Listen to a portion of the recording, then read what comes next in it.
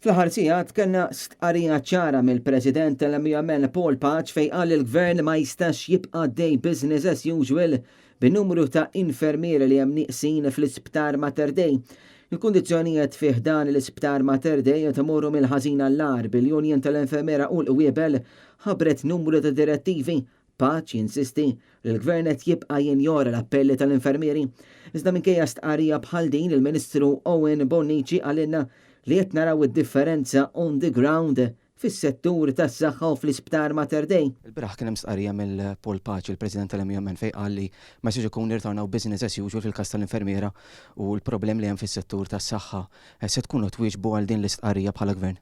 Lejna naħseb li qed isir xogħol tajjeb ħafna f'dak is-settur fejn qed naraw titjib across the board fis-settur tas-saħħa u anke fil-kura tal-anzjani u anke fejn jidħlu setturi oħrajn. Jiena naqbel perfettament mal-ħidma li tissir u nemmen li anke n-nies qed jaraw id-differenza on the ground. Li tħalli Mater Dei li hemm numru kbir ta' pazjenti u l-operazzjoni tad-dejjin isu qatt ma xejn, u meta jsommu l-operazzjonijiet mhumiex l-operazzjoni tal-emerġenza, xi ħaġa irid jagħmel bħala gvern. Ma jistax ikun jibqa' dej business as usual bin-numru kbir ta' infermiera li hemm nieqsin. Speċi kbir kien ħorġu direttivi kellna raġun meta konna niġdu l-attenzjoni tal-gvern bil-problemi tal-infermiera u dawn ġew injorati u għalhekk ma kienx triq oħra nażlu li ma jistax ikun xogħol ta' 6 infermieri jagħmluh 2.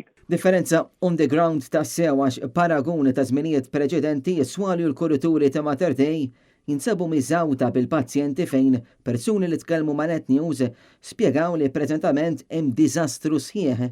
Net News kellu l-opportunità li jfakka lill-Ministru Owen Bonnici u lill-Ministru Clayton Bartolo dak li qal lil-Net News il-Ministru Ġotjena Bela fejn saqsa jekk hemmx formola li tkabbar l-infermiera fuq is-siġar. Il-Partit Nazzjonalista għandu xi formola li jista' jħawwel xi siġar fejn jikbru n-nurses.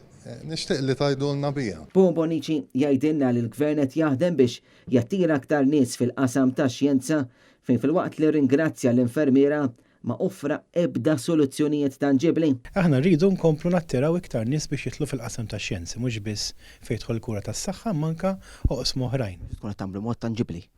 L-infermiera tibatu, ġifieri fost l-oħrajn se tkunu qed tagħmlu issa minn issa l-issa biex issolvu din il-problema. Jiena l-ewwel qed nirringrazzja l-infermiera kollha tal-ħidma li għamlu.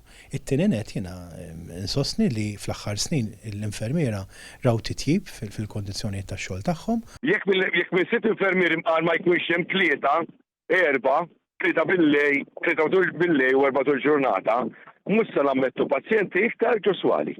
Għax letteralment m'hemmx min joħsibhom. Net News ukoll saqsa lill-Ministru Clayton Bartolo dwar is-sitwazzjoni diżastruża fis-settur tas-saħħa fejn spiċċa ifarfar il-problema fuq id-Deputat Prim Ministru u Ministru tas-Saħħa Chris Fern. Nħalli fidej Deputat Prim Ministru u Ministru tas-Saħħa biex ikompli jmexxi dan is-settur tant bilta bħalma għamel fix-xhur li għaddew. Il-kurituri mimlija, ġifieri għalik qed jimxi kollu sew. M'għandi xejn nżid, grazzi. Thank you. James Aronellu, Net News.